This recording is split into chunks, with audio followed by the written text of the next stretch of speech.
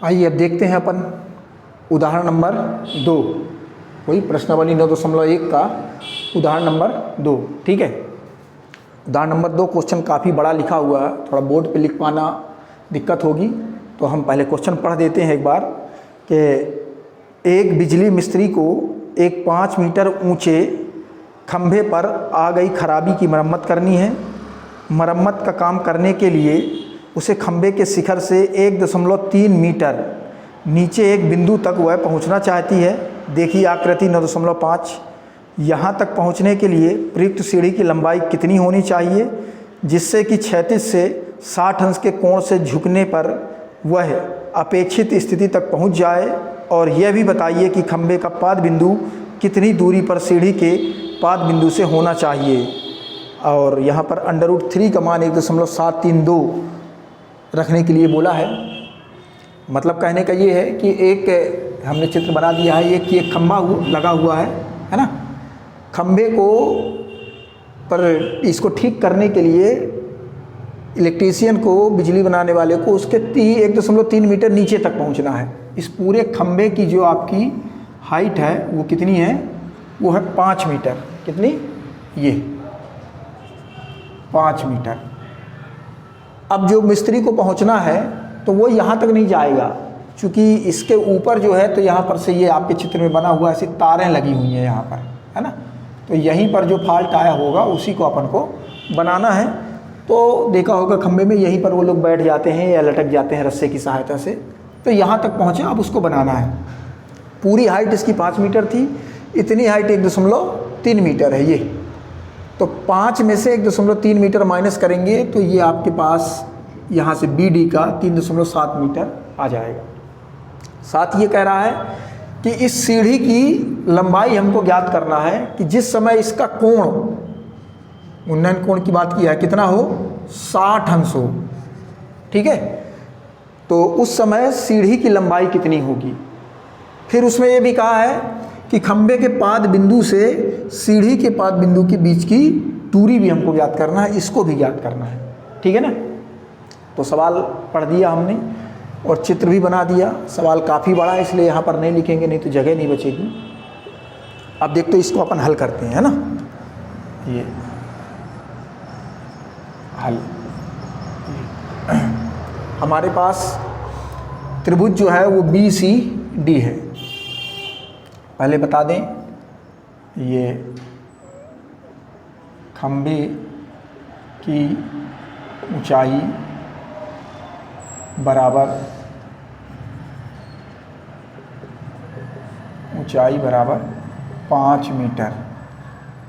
ठीक है ना। जो किताब में आपको नाम दिया है AD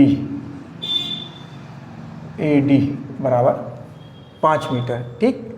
अब हमको ये BD की लंबाई चाहिए, तो हम क्या करें, AD में से AB को माइनस कर देंगे। ठीक है, तो ये BD बराबर AD माइनस AB।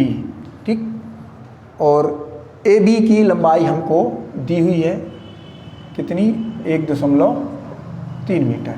ये तो अब हम BD निकाल लेंगे। AD का पता है कितना, 5 माइनस 1.3, तो 5 में से 1.3 घटा देंगे तो क्या बचेगा आपके पास, 3.7 मीटर। ये हमारे पास BD की लंबाई आ गई, है ना। ठीक है, अब इसको हल करते हैं। तो लेंगे अपन, और साथ में और क्या दिया है ये भी लिख दें, कोण,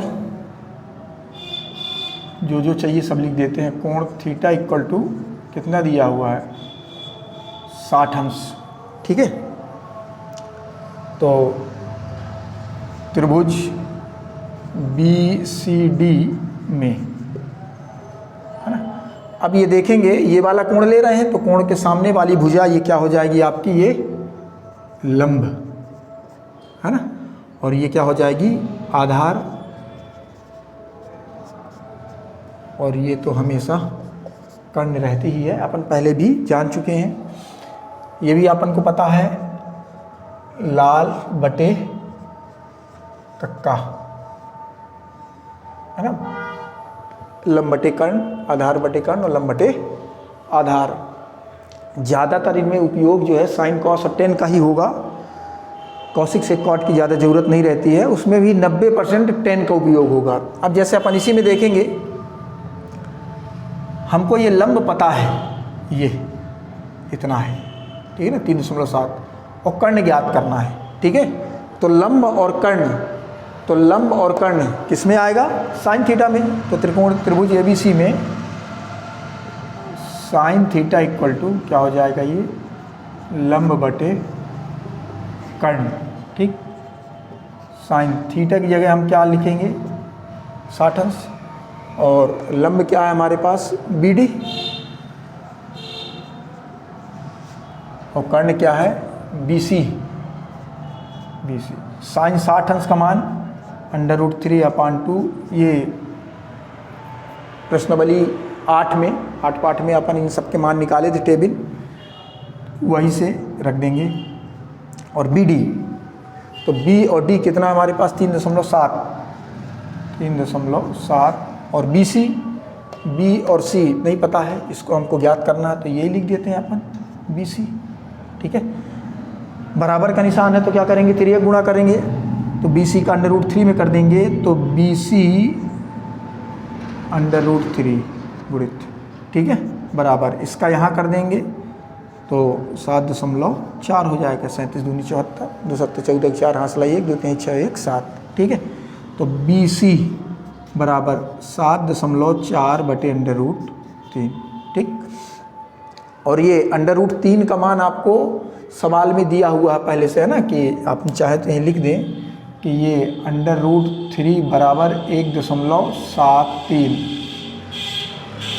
ठीक है। तो इसमें अब अपन √3 का मान रख के भाग देते हैं, लेकिन ऐसे में कैलकुलेशन करने में थोड़ा कठिनाई होती है। इसको एक आध लाइन और बढ़ाते हैं हम, देखिएगा, ये BC बराबर 7.4 बटे √3, और इसका हर का परिमेयकरण कर दीजिए तो आपका कैलकुलेशन आपका आसान हो जाएगा। ये ऐसा BC है ना, ये BC थोड़ा जगह की कमी रहती है, तो 7.4 गुणित 1.73 है ना, और बटे √3 का √3 में गुणा होगा तो 3 आ जाएगा। अब 7.4 का 1.73 में अपन गुणा कर देते हैं, ठीक है। तो आप गुणा करके देख लीजिएगा, तो ये आपका आ जाएगा 12.802 बटे 3। अब चूंकि हम यदि √3 का मान यहाँ 1.73 रखते तो भाग देने में दिक्कत होती, अब गुणा करने में दिक्कत नहीं होती है। गुणा कर दी, अब इसका भाग दे देंगे अपन, है ना। तो ये काट दोगे इसको, तो 3 चौके 12, ठीक, और 3 दूनी 6, बचा 2 हो जाएगा 20, 3 छंग 18, फिर बचा 2, 3 सत्ते 21। तो ये आपके पास 4.27 मीटर, ये आपके का BC का मान आ गया। ये BC मीन्स ये इसका कर्ण। एक मान अपना निकल आया क्या, ये सीढ़ी की लंबाई, ठीक है ना, सीढ़ी की लंबाई निकल आई। एक चीज़ और पूछा है आपसे अभी, क्या, कि खंभे के पाद बिंदु से सीढ़ी के पाद बिंदु की दूरी, ये भी अपन से पूछा था, ठीक है। आधार, अब लंब पता है अपन को पहले से, अब आधार निकालना है, तो अब क्या लगा देंगे अपन, tan थीटा। थोड़ा जगह की कमी है पर देख लो आप लोग, है ना, मैं यही शॉर्टकट में बता देता हूँ। ये क्या लग जाएगा, त्रिभुज वही BCD में,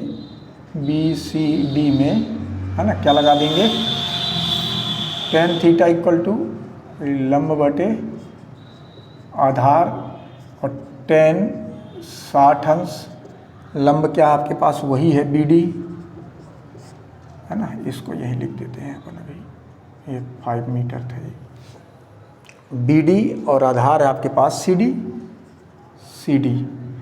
tan 60 अंश का मान क्या होता है, √3, और BD का मान क्या है आपके पास 3.7 7 और सी डी का मान नहीं पता, यही निकालना है हमको सी डी। फिर से बराबर का निशान है, हम तिर्यक गुणा कर देंगे तो सी डी गुणित अंडर रूट 3 इक्वल टू 3.7 है ना।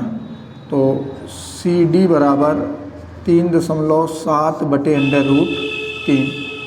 फिर से वही आ गई स्थिति, अपन चाहें तो अंडर रूट 3 का मान 1.73 रख दें तो फिर भाग देने में दिक्कत होगी, तो इसका फिर से क्या कर देंगे, परिमेयकरण, है ना। यहाँ पर जैसे हमने किया था, ये क्या था, हर का परिमेयकरण,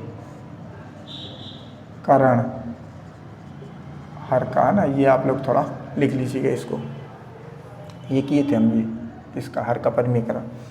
यहाँ पर भी हम हर का परिमेयकरण कर देंगे, ठीक है। थोड़ा जगह की कमी की वजह से दिक्कत होती है।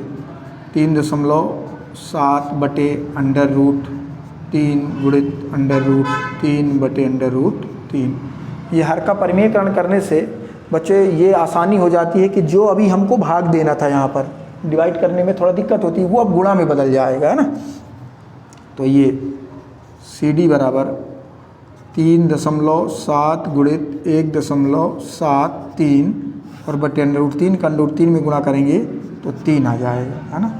तो ये सी डी बराबर, अब इनका फिर से आप अलग से गुणा करके देख लीजिए, इनका गुणा करने में आपको लगभग आ जाएगा 6.29 और 6 ऐसा ये बढ़ता चला जाएगा, ठीक, बटे 3। अब फिर हम इसको काटते हैं तो सी डी, ये इसको काटेंगे तो आ जाएगा, अब मैं डायरेक्ट लिख देता हूँ, सी डी बराबर 3 दूनी 6, 2 दशमलव क्या जाएगा 0.9, है ना। ये इसका गुणा करने में 6.29 आया था, सॉरी, है ना। आप गुणा करके देख लीजिएगा, बटे 3। तो इसको काटेंगे अपन जब, तो 3 कम 3 और 3 दूनी 6, ठीक। फिर ये भाग नहीं जाएगा तो 0 हो जाएगा 29, 3 नाम 27, है ना, बचा 3, फिर 3 नाम 27, ऐसा आता जाएगा। तो 2.09, तो ये सी डी बराबर, इसको हम लिख सकते हैं 2.1। मैं इसके पहले भी बताया हूँ शुद्ध करने के लिए इसको, कि यदि हमको दशमलव के बाद एक अंक लेना है तो 2 लेते हैं और देखते हैं कि दूसरा अंक यदि 5 या 5 से बड़ा हो तो उसको अलग करके उसके पहले वाले में 1 जोड़ देते हैं, शून्य में 1 जोड़े तो 1 हो गया। तो ये 2.1 मीटर इस तरीके से खंबे के पाद बिंदु से सीढ़ी के पाद बिंदु के बीच की दूरी भी आ गई, है ना। एक ये भी आपका आंसर हो गया, ठीक। इस तरीके से ये उदाहरण नंबर 2 बहुत सरल था, ये भी पूरा सॉल्व किए, दोनों का आंसर आया। बस इनमें एक चीज़ की दिक्कत रहती है, आप इनको बड़े अच्छे से पढ़ के और चित्र बना लीजिए। यदि चित्र बन गया आपका सही तो सॉल्व करने में बिल्कुल कोई दिक्कत नहीं है। प्रैक्टिस करिए, मैं बार बार कहता हूँ, प्रैक्टिस मेक्स परफेक्ट, अभ्यास मनुष्य को योग बना देता है। ओके।